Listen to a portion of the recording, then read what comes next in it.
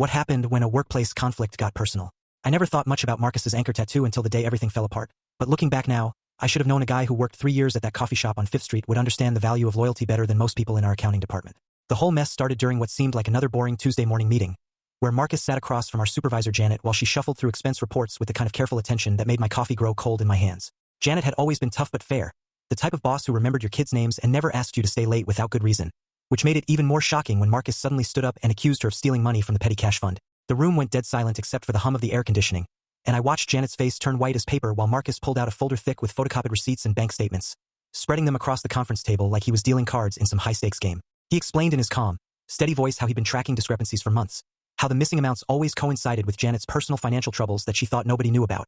how the coffee shop where he used to work had taught him to spot the signs of someone skimming from the register. What made it personal wasn't just the accusation itself, but the fact that Janet had helped Marcus get this job 2 years ago when he was struggling to make ends meet, had vouched for him with upper management, had treated him like family during his divorce proceedings. The betrayal cut both ways though, because as Marcus laid out his evidence with the precision of someone who understood that truth as weight, it became clear that Janet had been counting on that family feeling to keep him quiet. By noon that same day, security was escorting Janet out of the building while Marcus sat at his desk organizing the files that would help the company recover nearly $15,000. And though nobody said much about it afterward, we all learned something important about the difference between loyalty and looking the other way. Sometimes the people who care enough to hold you accountable are the ones who truly have your back, even when it hurts, even when it costs them something precious, even when it means watching someone you respected lose everything they worked so hard to build.